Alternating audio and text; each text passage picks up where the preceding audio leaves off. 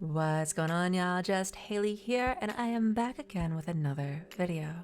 Now, today's video is going to be focusing on our latest addition to Warframe, the latest addition to the roster, the spider mommy herself, Oraxia. And I'm going to be showing you how to get the most out of these mommy silkers. I think she's an incredible frame. She's so much fun, and I've been having a blast testing her, playing a bunch of different ways, and seeing what I like the most, what works the best, and how to really min-max her and get the most out of multiple levels of her kit.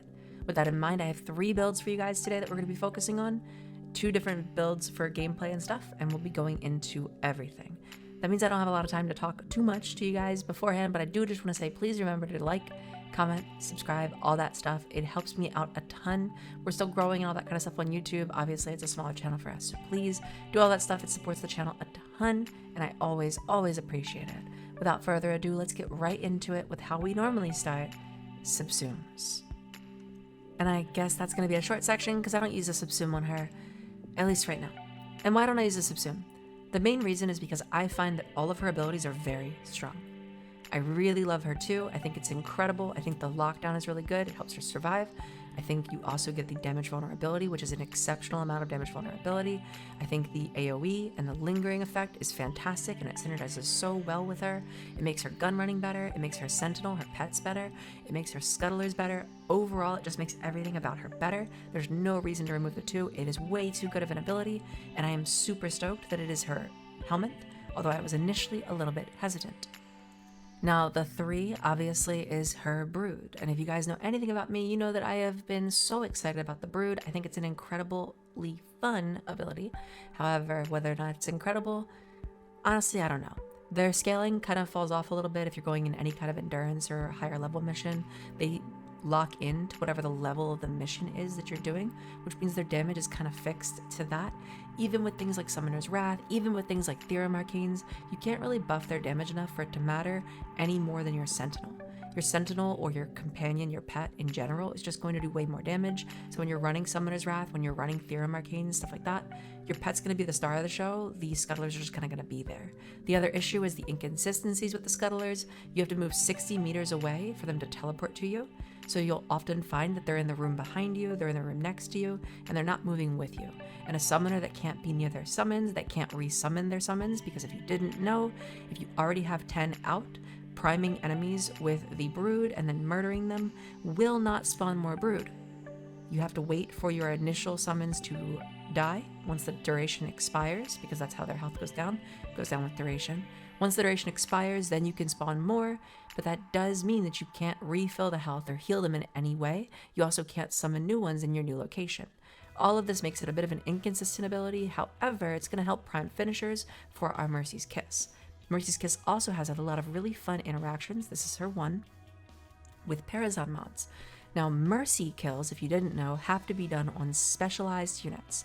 What's a specialized unit? I'm glad you asked.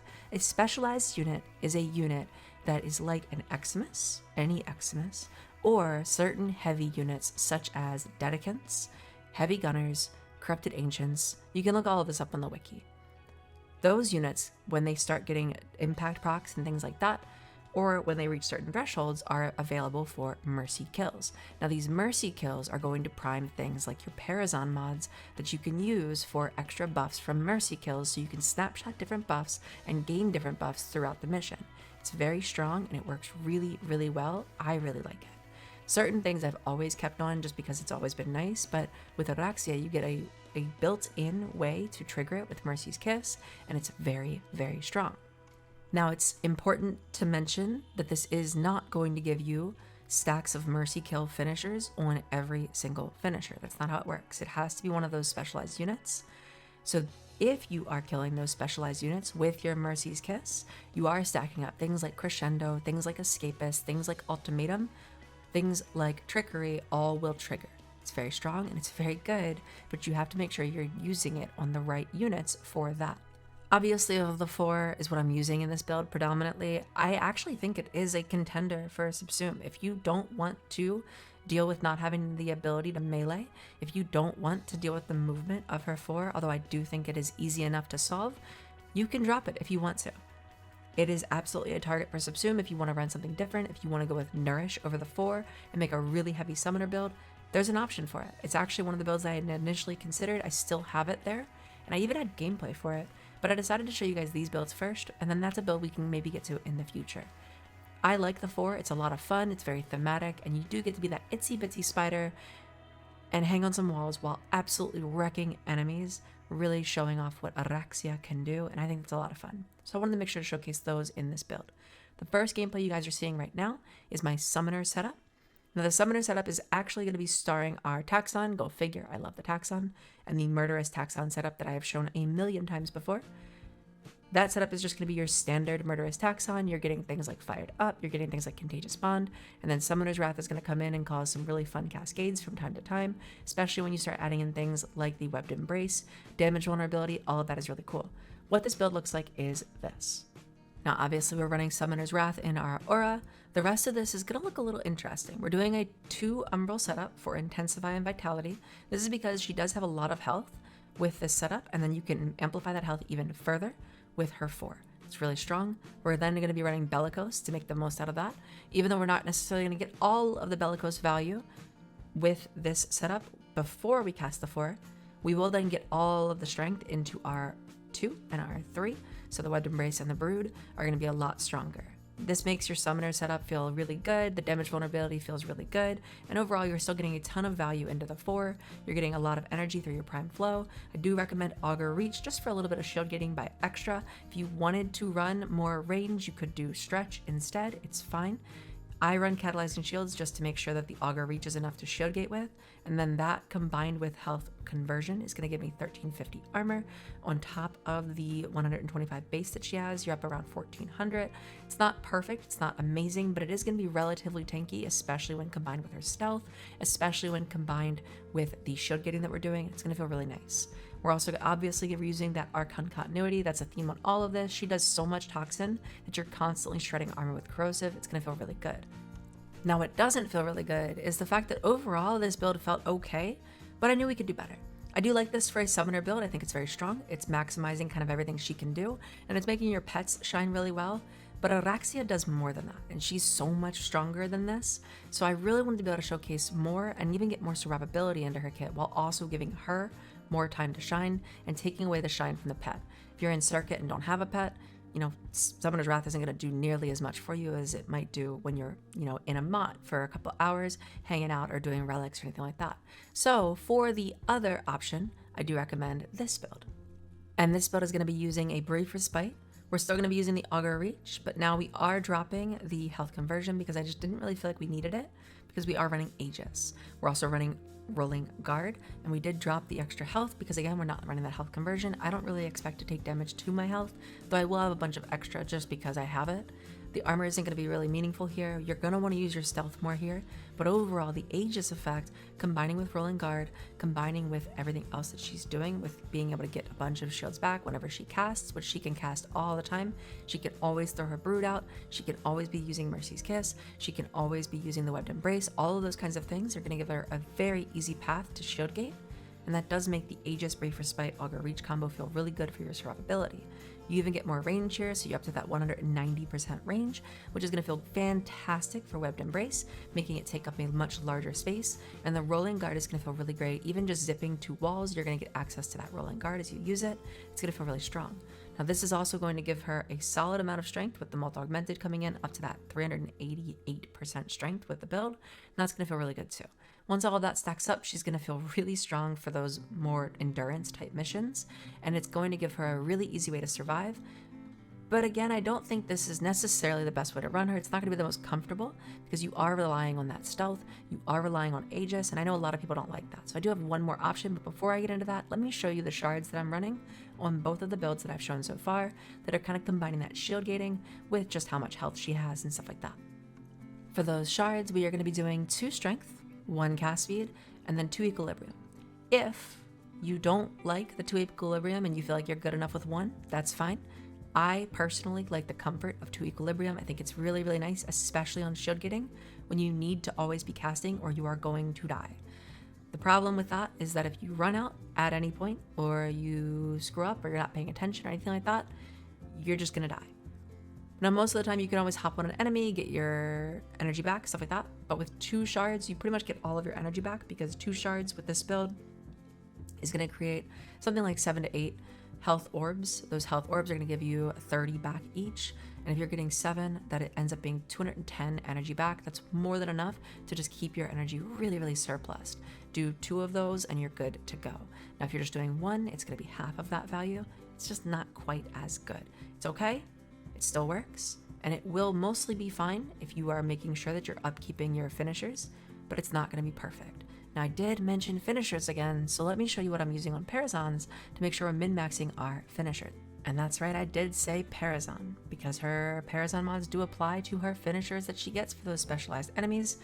When you kill those specialized enemies with the finishers, whether it's an execute or just a finisher in general, from being able to stack up the Mercy Kill, from her Mercy's Kiss, Hard Reset, Blood for Life, and Power Drain are all going active. Now, Hard Reset is going to reduce the cooldown of our pet if our pet is down.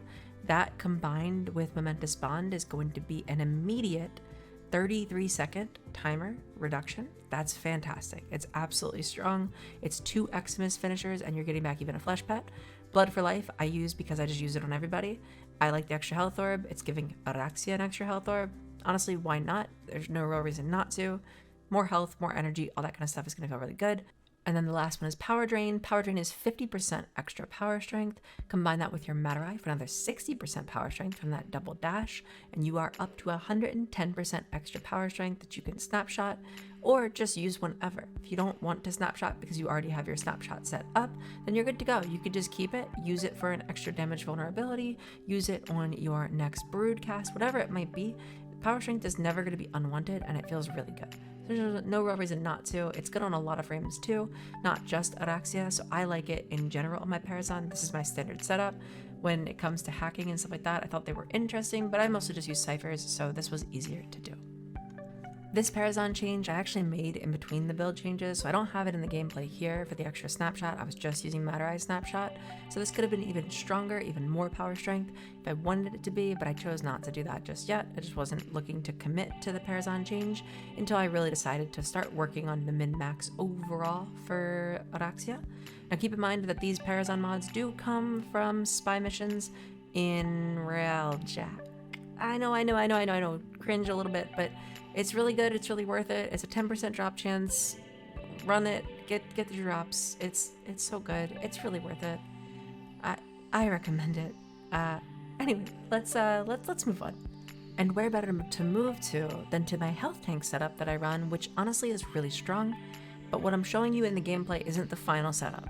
I'm showing the gameplay of my Strain setup, and Strain, if you don't know, is a set mod that is really, really fun, and there's a lot of thematic interest to it because you can make maggot babies, and taking your spider mommy and making her even more of a mommy. I thought that was funny and fun and thematic and cool, so I figured I would show it to you guys, but it's not necessarily the final setup because the final setup is going to make one swap from this.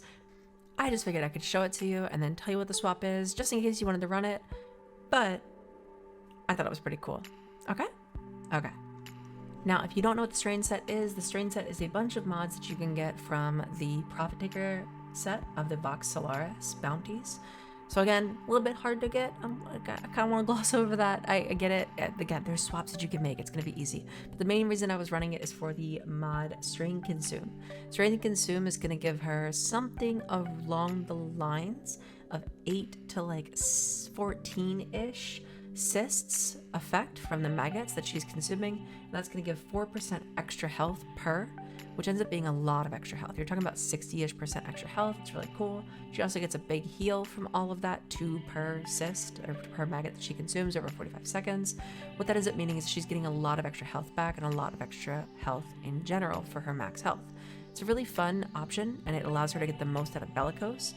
But there's actually a better swap that you can make that's going to be a little bit more powerful, and that swap is going to be swapping the Strain Consume out and not running a Strain set. Instead, just go with Transient Fortitude or go with Adaptation, and you're going to have a lot more power in the kit, either through more tankiness through Adaptation or just more strength, which then means more health through Transient Fortitude. Just to put a build to the name, what you can see that I'm running in this build here is this. Now, I really like Speed Drift. This is a completely optional drift mod, optional Exilus mod, whatever you want to run here. If you want to run Cunning for more range, that is really good. But I like Speed Drift because I like the extra cast speed, and I couldn't get it from the extra shards. I also really like move speed on her because it does make her forges feel a little bit better to me. So I personally really like this, but obviously that's up to you. Then we're going to combine all of that with the Strain Eruption set. So again, Helminth Charger's going to come in, give us more strain stuff. It's going to be really cool. We're going to get more maggots out of that, so more health. Trample and the Contagious Bond are all going to work really well, especially Momentous, stuff like that, to make sure that we are spreading out as many statuses and making really fun cascade stuff happen with the Helminth Charger too. So we're getting all the effect there. Hunter Recovery keeping us topped off, and then Link Fiber, Link Vitality very obviously, so that we can get extra survivability onto the Helminth Charger. Synth Deconstruct, honestly, if we're getting those really big cascades, we want to be a part of that so we can get some extra value out of it, and that's going to help us get some extra orbs. Helminth Charger Claws have a unique trait, so they get the extra toxin damage from that. That's always going to be there. It's always base, so you're getting a solid amount of toxin damage.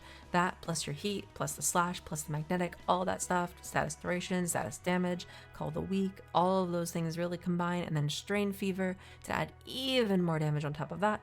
Averages out to about 3.2 cysts at any given time that are up.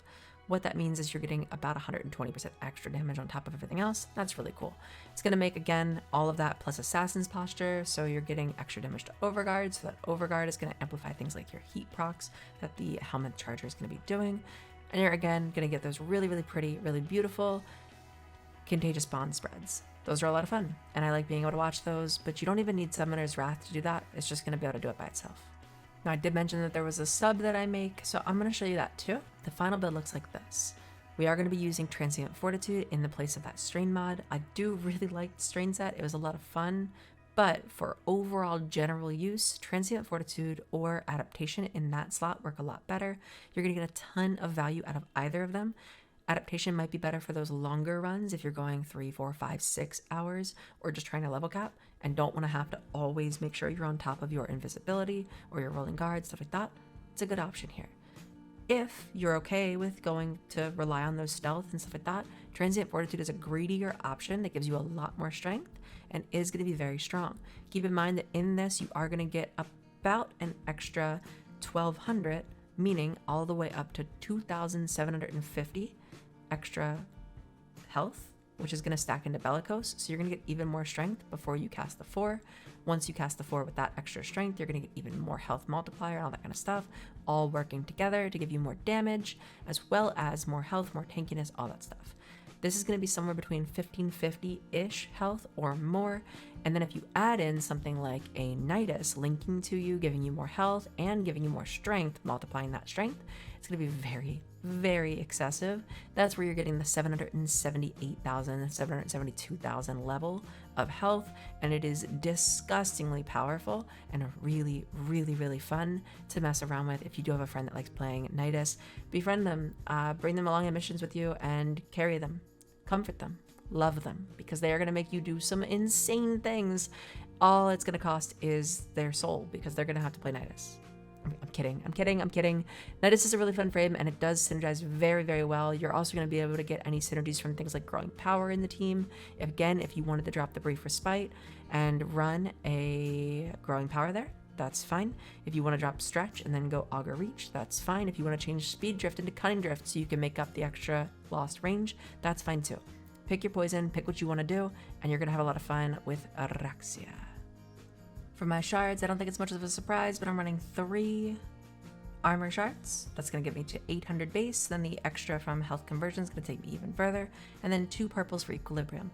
I like it for comfort, but if you want to run 1, you absolutely can. You just have to make sure you are on top of your executes to get the extra health orbs, the extra energy back from the equilibrium. It's not going to be quite as much. It's not going to instantly fill half of your energy, so you do need to make sure you're on top of it. It is just something to monitor.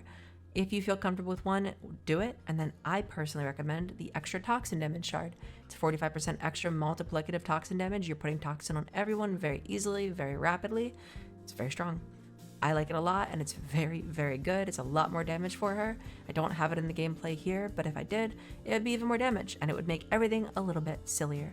to include things like my Epitaph, which I've showed you guys the builds before, but I will show you again what I'm running. It's very standard. It is your typical heat, viral, big AoE, and it's a lot of fun. I run it a lot on things like Mirage, and this felt very similar to how I run it on Mirage, honestly, which is pretty cool. That means that this is a very strong effect because Mirage is getting a lot more firing out of it because she's getting her Eclipse buff as well as her extra clones shooting off the shots. So that being comparable to this is pretty nutty if we're being honest.